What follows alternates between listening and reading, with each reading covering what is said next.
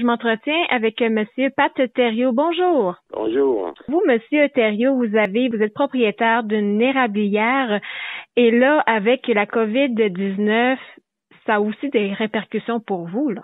Je vais dire de quoi. Moi, ça fait depuis...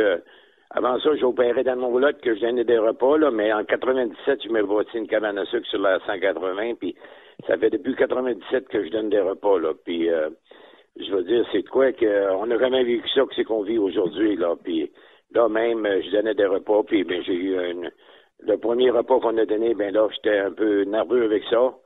Ça fait que là, je voulais arrêter, mais j'ai eu la confirmation du gouvernement qu'on n'avait plus le droit de donner des repas. Puis c'est sûr que ça fait quelque chose, parce que moi, c'est quasiment...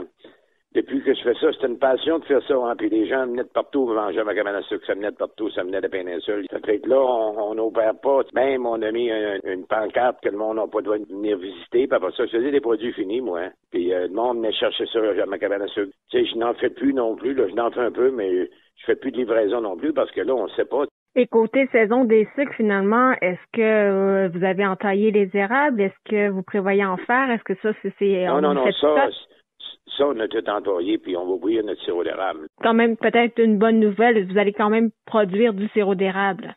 Oui, on va faire du sirop d'érable. Nos érables coulent, mais là, ça doit ralentir, là. Ça prendrait une bonne pluie, parce qu'on a eu beaucoup de neige, hein.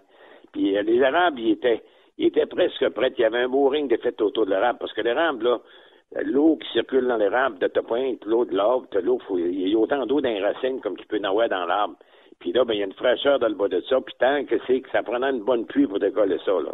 Le marché, j'espère qu'on ne perdra pas, tu sais, nos acheteurs ne perdront pas le marché. Là, nous autres, on vend à notre une compagnie, c'est une coop à Saint-Quentin, de Citadelle, puis on vend là. Probablement que ça va peut-être être un peu plus dur, là, tu sais, cette affaire-là, là. Mais selon moi, j'espère que ça reprenne les rails comme il faut, là. C'est pas rien que les érablières. Dans mon vivant, là, moi, j'ai jamais vu ça. Puis il y a déjà eu une crise économique, mais c'était pas comme aujourd'hui, là. Et côté produits érables, est-ce que vous transformez votre sirop d'érable pour certains produits que vous pouvez aussi vendre par la suite?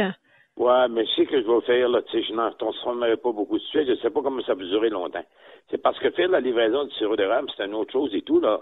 Ça a l'air qu'ils veulent même pas qu'on touche à l'argent. Mais là, s'il y en a qui m'appellent, qui veulent avoir des produits, là, ben, je vais lui dire, je vais prendre le nom, le numéro de téléphone, puis mais que le virus est vraiment parti sur l'autre bord, ben là, je n'en fais, puis je ferai de la livraison. Autre chose à ajouter là-dessus, M. Thériault? Ben, je vais souhaiter une bonne saison à tout le monde, puis en espérant qu'on fasse du sirop d'érable, puis qu'on peut passer à travers de ça, puis revenir à la normale. Mais je pense que la vie sera plus comme avant, là. Parce que nous autres, dans tout ça, là, on m'a dit de quoi, nous autres, les acériculteurs, on a beaucoup de misère parce que pour garder nos érables en santé, là, si tu voyais tout ce qui se passe, là, ça n'a pas de bon sens. Ça n'a pas de bon sens. On est obligé de se battre pour protéger nos érables, puis ils coupent tout autour de ça. Puis, tu sais, dans le fond, là, c'est qu'on est pris après ça, ben, tu sais, s'il n'y a pas de contour qui est protégé, mais les bêtes, les autres qui étaient là avant nous autres, là, les autres, c'est le territoire, la forêt, ça fait qu'ils s'en viennent, puis c'est les eaux, puis c'est les ornières, puis ils font ils brisent, mais que tu veux qu'ils fassent, ça leur prend une place pour vivre, les autres tout, là. Ils réussissent pareil à survivre, mais ils ont beaucoup de misère, eux autres tout, là. Je veux dire une chose, c'est pas facile pour eux autres.